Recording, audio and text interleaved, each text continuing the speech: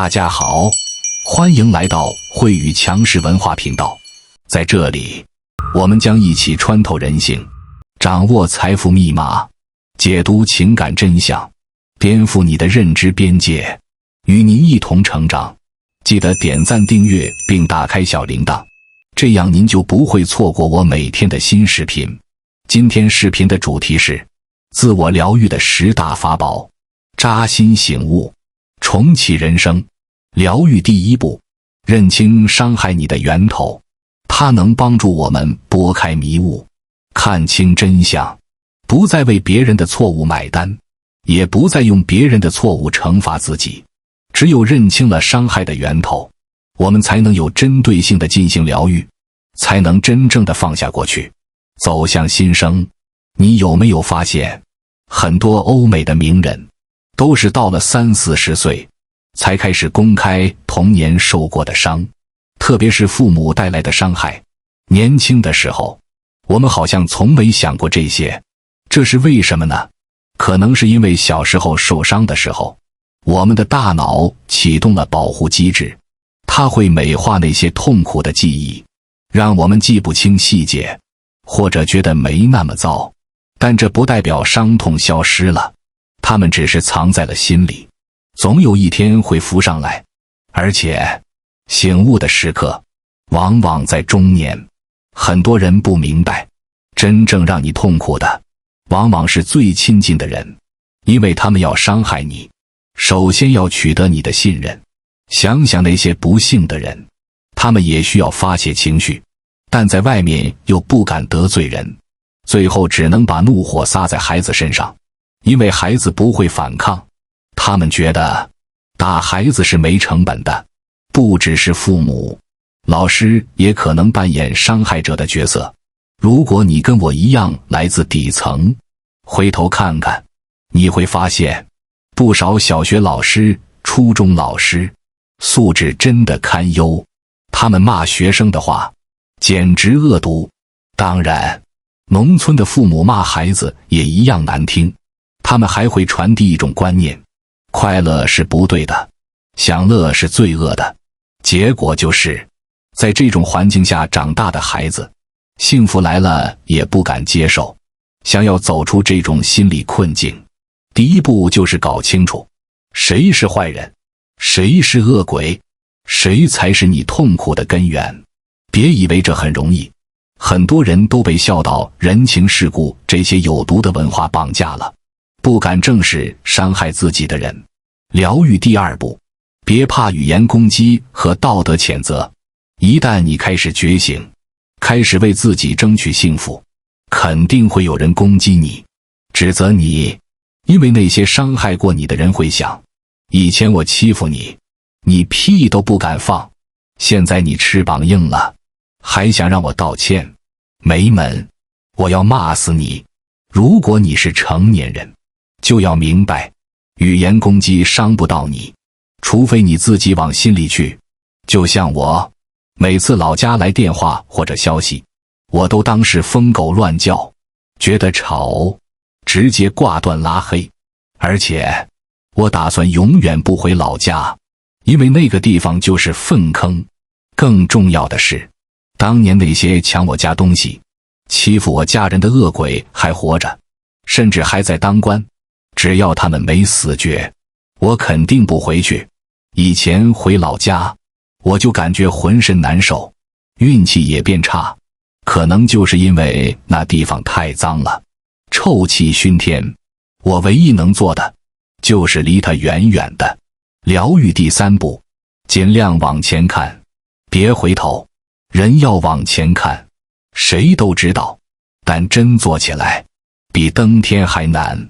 不过有个方法，只要你做了，就能轻松放下过去，那就是公开谴责那些伤害过你的人，让他们知道他们当初是怎么伤害你的。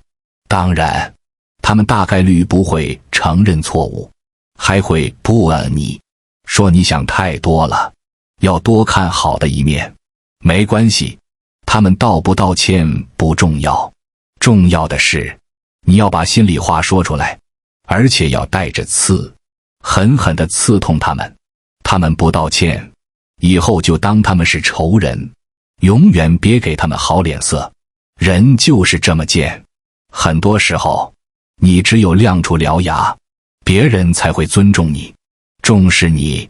当你跟过去彻底了断，才能真正放下，向前看。因为那根刺，你不拔出来，它就一直扎在你心里。有个很深的道理，值得你去思考。你是怎么来到这个世界的？不重要，你将来要去哪里，成为什么样的人，才最重要。东亚很多孩子活得很苦，就是因为投胎没投好。既然意识到这一点，就别纠结过去，跟仇人算完账，就该往前看了，努力在未来找到志同道合、互相温暖的家人。疗愈第4步，被打压、被迫，说明你有价值。别人为什么要打压你、迫你？很可能是因为你开始发光了，你的能量开始变强了。他们害怕你不受控制，害怕你变得优秀，超越他们。还有一种可能，他们打压你，是因为你身上有他们想要的东西，就像你看中了一件商品，才会跟老板讨价还价。那些打压你的人，也想从你身上捞点好处，但又不想付出代价，所以就打压你，让你自我怀疑，觉得自己没价值，这样他们就可以免费占有你的价值了。所以以后再有人打压你，不管是老板、父母还是伴侣，你都要明白，你身上有他们想要的东西。那些装腔作势的上位者，其实都是纸老虎，一戳就破。我在知识星球社群里也说过，成长就是一个不断祛魅的过程。真正厉害的人，是让人感觉舒服的，他们的能量和爱都是满满的，甚至会溢出来。他们喜欢帮助别人成功，跟这种人在一起，你会感到温暖，充满力量，因为他们的爱和能量会感染你。相反，那些小人、伪君子，他们身上散发的都是恶意，会压制你的能量，让你感到不舒服。疗愈第5步，自私是美德，不是缺点。损人利己当然不对，但自私绝对是美德。被有毒文化洗脑的人，永远想不明白这个道理，他们的能量都被那些操控者吸走了。所以，当有人说你自私的时候，你要清楚地意识到，你做对了，你成功捍卫了自己的利益和幸福。他们给你贴自私的标签，是因为没能从你身上占到便宜。不只是自私，唯利是图也是一种美德。对我来说，凡是有价值的东西，凡是我付出心血和精力换来的经验，我都要收费。肯定有人说我唯利是图，但我不在乎。我认为用价值换钱是天经地义的，而且除了物质回报，我精神上的收获更大。我的生活几乎没有内耗，每天都活得很踏实，内心平静喜悦。比如有人说我不孝、自私、唯利是图，我听了觉得这是夸我呢，他们是在说我人间清醒。你会发现，像我这样自私自利、唯利是图的人，反而很少有负面情绪。而且关注我久的人都知道，我特别喜欢花钱享受服务，让别人伺候我，为我提供情绪价值和能量。很多人需要突破的点就在这里，他们太在意别人的评价，压抑了自己的能量，他们不舍得花钱享受服务，所以得不到能量补充。疗愈第6步，金刚怒目才是底层人的修行之道。上层人、有钱人，他们需要修行慈悲、平和、大爱，但底层人不一样。如果你也按上层人的那一套来，只会被人欺负的骨头都不剩。在底层社会，冷酷无情才是生存法则，要有点匪气，有点狠劲，才能站稳脚跟。因为底层就是臭虫和恶鬼最多的地方，在这些人面前，你想要活下去，想要发展，就必须强势，不然他们会把你踩在脚下。格局、大度、谦卑，这些都是有钱人脱离底层社会之后才需要考虑的。只有在底层挣扎过的人才明白，那些美好的品质在底层只会让你显得好欺负，没用。你去寺庙看看，有些金刚慈眉善目，有些金刚怒目圆睁，但他们都是顶级的修行者。我的理解是，慈眉善目的金刚是度化上层人的，怒目金刚才是度化底层人的。对底层人，你稍微表现出一点善意，他们就会蹬鼻子上脸。所以，对付底层人，打击、反抗、攻击才是最好的策略。因为这些行动代表你不好惹，你有生命力，越是主动出击，你的生命力就越旺盛，能量就越强。想不通这一点的人，每天都在内耗，自己跟自己过不去，别人还没出手，自己先把自己打倒了。你看那些抑郁症患者，都是内耗高手，专往痛处捅自己。其实，这世上99%的人，你都可以得罪，没什么大不了的。人人都羡慕强者，想成为强者，但你仔细观察强者，会发现，不管他们外表多么和善，摘下面具，他们都是怒目金刚，内心都有一股狠劲。疗愈第7步，成长、成熟才是真正的救赎。俗话说，活到老，学到老。成长没有尽头，但成熟是有标准的。人一旦成熟了，能量就足了，不容易被负能量影响。你看那些成功的商人，基本都是重利轻别离，做事果断狠辣。有人说他们狠，其实狠的反义词不是善良，而是幼稚。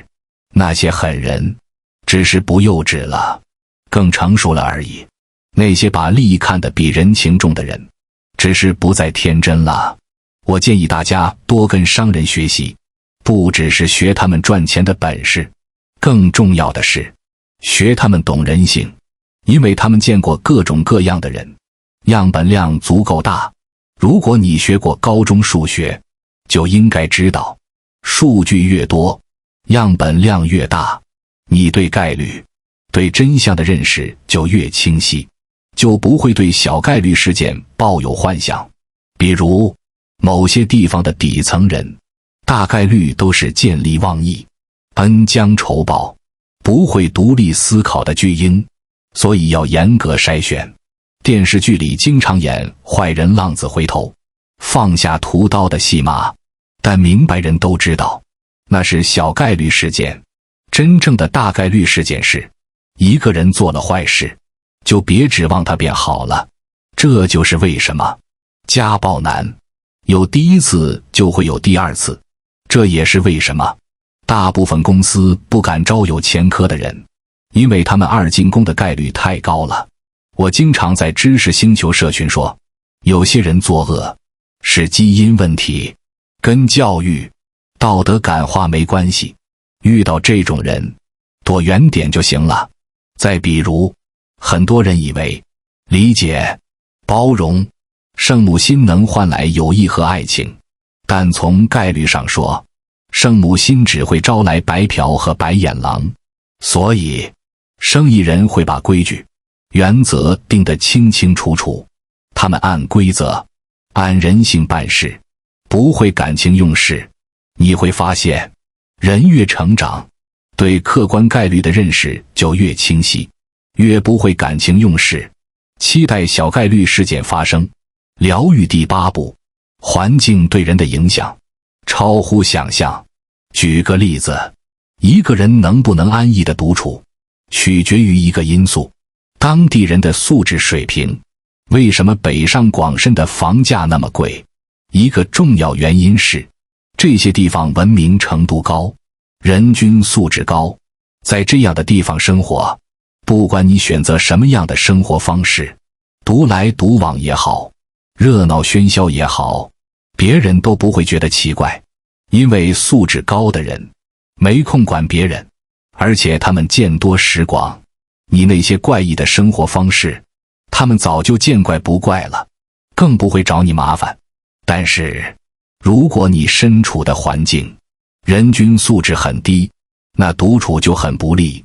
那些底层蠢货理解不了独处，因为他们自己就没能力独处。一旦你独来独往，特立独行，超出他们的认知范围，就容易被他们议论、攻击。所以，每次有人问我人际关系问题，我都会先问问他们的学历、收入水平。学历高的学校，收入高的公司，大家素质都比较高，自觉性强，有同理心。反之，学历低、收入低的地方，烂人烂事特别多，防不胜防。最好的办法就是尽快逃离。疗愈第9步，别养成解释的坏毛病。大多数时候，解释就是在贬低自己，削弱自己的价值，因为解释等于在掩饰真实的自己，只会让你的能量越来越混乱。比如，有些人，好人没当彻底，坏人又不敢当。当别人说他物质、自私的时候，他会马上跳出来解释，我一点都不物质，一点都不自私，我这样做是有原因的。这类人甚至为了证明自己不自私，连眼前的利益都假装不在乎，把自己搞得很清高，事后又后悔，整个人能量都很低。这类人的形象和价值就在这种拉扯中不断贬值，因为他们传递的信息是我不值得。记住，不配感是压制能量的利器。所以，当你追求利益的时候，哪怕是追求权力、金钱、美色，都不要跟任何人解释。别人怎么想、怎么说、怎么做，都跟你没关系。当你不再因为别人的评价动摇内心，内耗自然就消失了。最重要的是，不管你追求什么，高尚也好，低俗也罢，你都会活得很坦然，目标也更容易实现。就算目标没实现，你也能坦然接受，不会跟任何人，包括自己，产生情绪对抗。疗愈第10步，发自内心鄙视某些人。我在知识星球社群说过很多政治不正确的话，比如，有些人天生就带着犯罪基因，有些人天生就低劣。所以，我看人是戴着有色眼镜的。对于底层的低素质人群，我唯一的态度就是远离，物理隔离，精神隔离，现实生活中不见面，网上不看他们的评论和私信，微信好友都要付费加入社群才能加。如果实在要跟垃圾人打交道，我的建议是，发自内心鄙视他们，千万别跟他们在同一水平线上对话。一旦发生冲突，别反思是不是自己也有错，别想人无完人，别觉得众生皆苦，不要同情他们，怜悯他们。只有这样，你才能在面对他们的恶意和攻击时，保持心态平和。举个例子，我这个人有年龄歧视和学历歧视。对于经历过那个年代的人，我一般会先给他们贴上老流氓的标签，交往之后再看情况要不要摘掉标签。疗愈最终步，别强迫自己，多做舒服的事。比如，有些孩子不愿意去亲戚家，不愿意叫人，父母会逼孩子去，逼孩子叫。本质上，这是父母在用权威压制孩子，摧残孩子的人格。类似的事情还有很多。如果你已经成年，经济独立了，就要重新审视自己，你到底不喜欢什么，喜欢什么，要大胆说不，说是。谁在逼你做不喜欢的事，直接让他滚蛋。别让任何人支配你的人生。工作也是一样，什么样的工作环境让你压抑，什么样的工作让你充满激情，你心里应该清楚，一定要跟随自己的内心。人际交往也是如此，关注我久的人都知道，我特别喜欢足疗按摩，一方面身体舒服，另一方面，按摩店里的人都很会说话，而且说真话。比如，只要我消费了，引导技师说话，他们就会跟我讲他们的经历，身边人的故事，遇到的奇葩顾客，他们会毫无顾忌地表达看法。我觉得这种体验很好，因为现实生活中，想遇到一个真诚坦率、摘下面具的人，太难了。总而言之，过了40岁，我才真正开始忠于内心，忠于身体。凡是让我不舒服的事，说的天花乱坠，我也不干；凡是让我身心愉悦的事，就算别人说不正经，我也照做不误。